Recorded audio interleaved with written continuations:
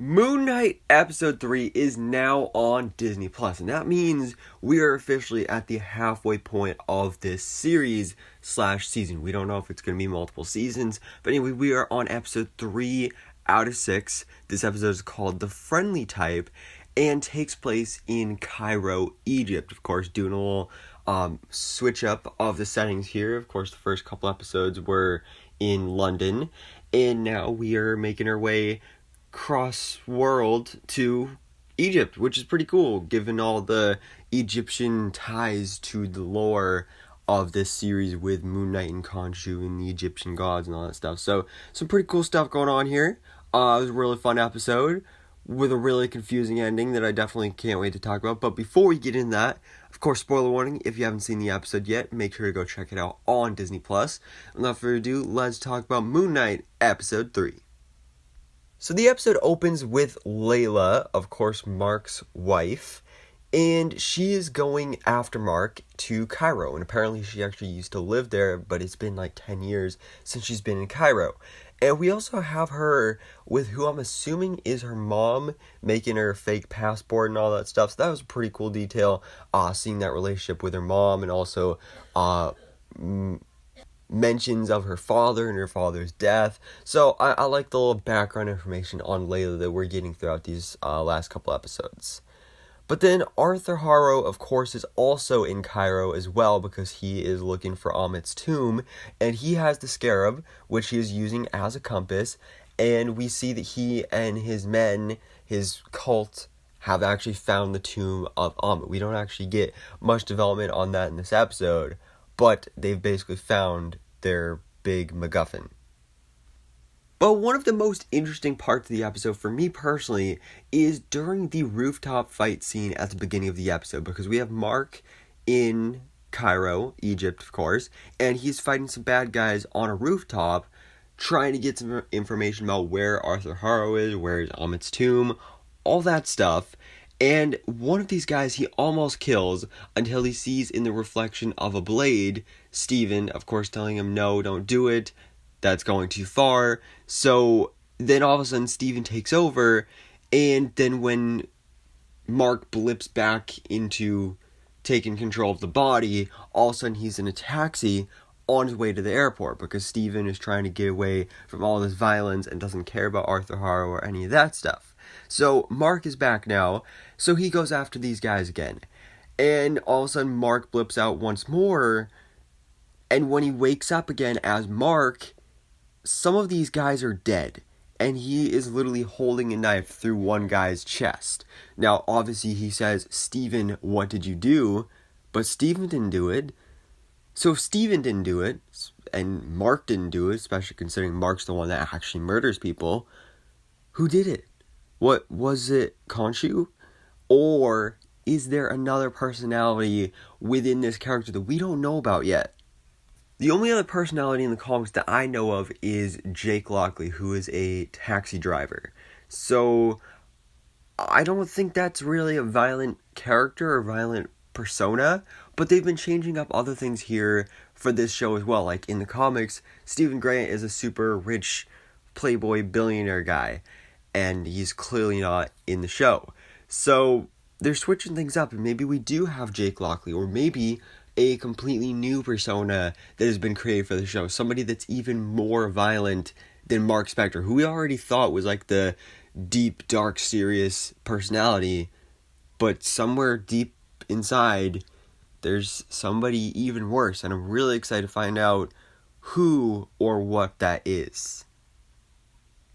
But another intriguing part of the episode is with the Egyptian gods, because Khonshu, he triggers this crazy lunar eclipse, which honestly was just really cool visually, and this is sending a signal to the gods, where then Mark goes to the Grand Pyramid of Giza, where the other avatars of the other Egyptian gods are starting to gather, because they have avatars throughout the whole world, and Arthur Harrow is summoned, and we get basically this really cool godly trial of Arthur Harrow. But of course, Harrow, being super tricky and manipulative like he is able to turn this around on Khonshu and Mark for like, oh, Khonshu's taking advantage of this guy. Mark and Steve, they're unwell. So it doesn't work out very well for Khonshu. and Arthur Harrow just gets to go free. But after this trial is over, one of the avatars, who I believe was the avatar for like a music god, which is honestly pretty cool, she tells Mark that you need to go find Sanfu's sarcophagus, which will lead to Amit.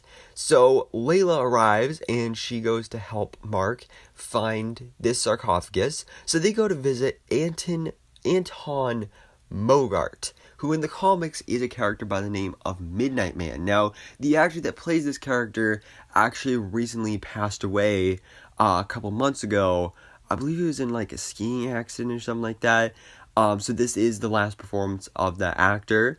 And I think he did a pretty decent job in this episode. Would have been cool to see more of the character and actually see him become Midnight Man. But still, the little we got of Anton Mogart is pretty cool. We did also get a reference to Madripoor as well. Of course, Madripoor is the city we were introduced to last year about this time in The Falcon and the Winter Soldier. So that was a really cool reference. Really simple, but I liked it throughout the show. There's been like almost no Marvel references at all, and that's like one of the first ones we've gotten, which isn't a bad thing because this show can stand on its own without having to rely on all these crazy MCU cameos. So I like that, and that was a cool reference as well. But then Harrow arrives because it's like he's just following Mark and like knows exactly where he is at all times, and he tries to entice Mogart. So then Mark has to suit up as Moon Knight. He takes all the bad guys down. It was a really cool fight scene. I love how when he like jumped with the cape turned into like a crescent moon shape. That was really cool to see. Seeing him just throw a barrage of his moonerangs. That was awesome. And just all this hand-to-hand combat with Moon Knight. And then he ends up switching over to Steven as Mr. Knight. So the bad guys here are defeated. I'm assuming Midnight Man is dead because like you do see that he throws one of his moonerangs at him and he like makes a noise. So I don't know if he's dead or not, but I doubt we're going to see the character again. But then after this, the whole point of going to see Anton Mogart is because he had the map which was within the sarcophagus. So they are able to use this map using Stephen Grant's map and Egyptian archaeology skills. They decode the map and then are able to find a way to locate Amit's tomb, which they're able to do by Mr. Knight and Khonshu doing some crazy sky ritual to navigate the stars. Meanwhile, the gods are working on turning Khonshu to stone. So just barely as they are able to find the location of Amit's tomb, Khonshu is turned to stone by the other Egyptian gods. He just crumbles and disintegrates, and I'm not sure, like, is he dead? Is he ever coming back? Because then also, Steven, he loses the suit, and then falls on the ground. And that's where the episode ends for that part. And then we just get a creepy part at the end with Harrow, where we see that he's actually working with the gods, and he says, I owe my victory to you, and all that stuff. But what just happened? Like, is Mark and Steven dead? I mean, I doubt it. But what just happened? Did they no longer have the powers of Moon Knight and Mr. Knight? That's kind of what it looks like. Are they going to be able to get those back? Also, what happened to the other personality? There's also been a question this whole time of, was Mark already a victim of this dissociative identity disorder before Khonshu, or was it just because of what Khonshu did to him? So, I don't know. There's so many questions to be asked after this ending of Moon Knight episode 3, but again, we're halfway through the season, so that means things are really going to start ramping up now, and I'm really excited to see where things go from here, because there's so many ways it could go, especially with this cliffhanger ending. Is literally just like, what just happened? But guys, you can let me know your own thoughts and theories on this in the comments below. Stay tuned for next week's episode review and breakdown on episode 4. But for now, thanks so much for watching. Please drop a like if you enjoyed this video and hit the subscribe button so I can keep it to date on everything goes on